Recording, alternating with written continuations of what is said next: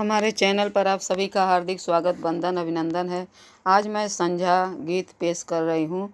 हमारे गोरखपुर ज़िला में जब लगन धरा जाता है, उर्दी चाउर छुआ जाता है, तो संझा और भोर होता है। 5 संझा गाया जाता है, 5 गीत और 5 भोर में गाया जाता है।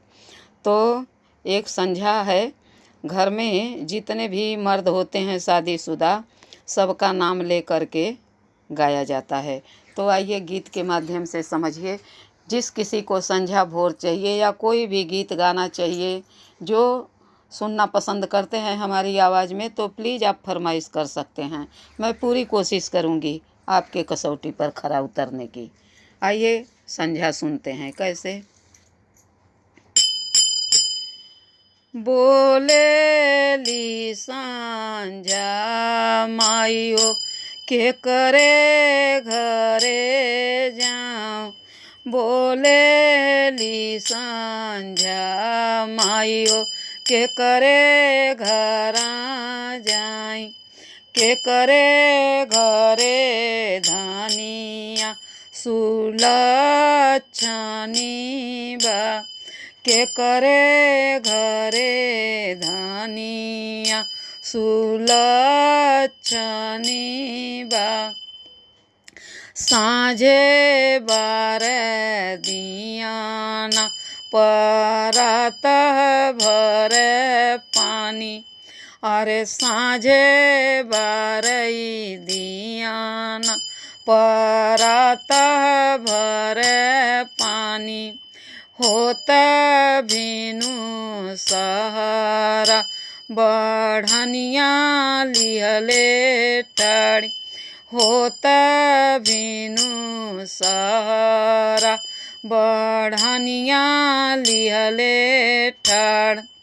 अब जिस घर में शादी रहेगी उस घर में का जो जितने मर्द शादीशुदा होंगे उनका नाम लेके बोला जाएगा। जैसे मान लीजिए हम राम को कह रहे हैं, बोलला श्री रामचंद्र हमारे घरे आओ, बोलला श्री रामचंद्र हमारे घरे आओ, हमारे घरे धानिया सुलक्षणी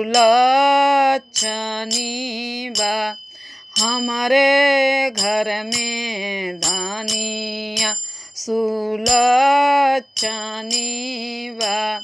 साँझे बारे दियाना परात भरे पानी, साँझे बारई दियाना परात भरे पानी, अरे होता भीनु सहारा बढ़निया लिहले ठाड़, होता भीनु सहारा बढ़निया लिहले ठाड़।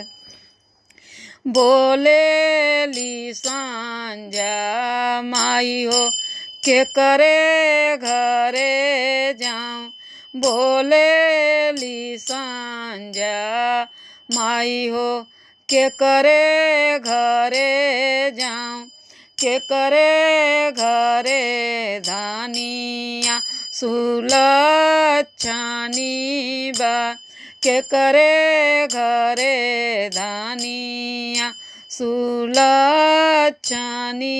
बा।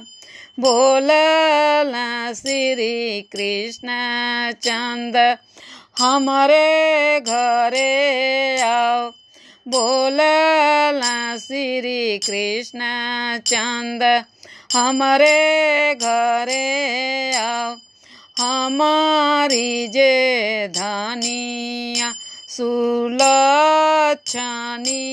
बा, हमारी जे रानिया सुलक्षणी बा।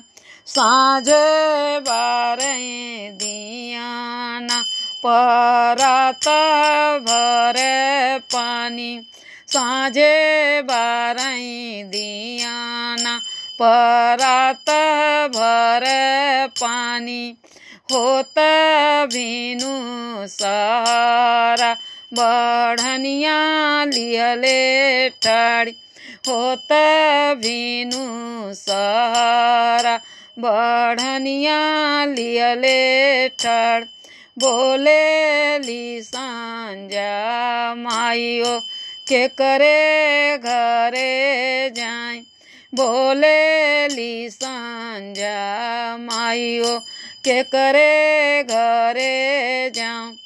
इस तरह से जोड़ करके गाते हैं संझा का पहला गीत। फरमाइश कर सकते हैं आप। धन्यवाद जी। ये गीत कैसा लगा लाइक सब्सक्राइब शेयर ज़रूर कीजिएगा। कमेंट बॉक्स में अपनी राय ज़रूर लिखिएगा। धन्यवाद जी।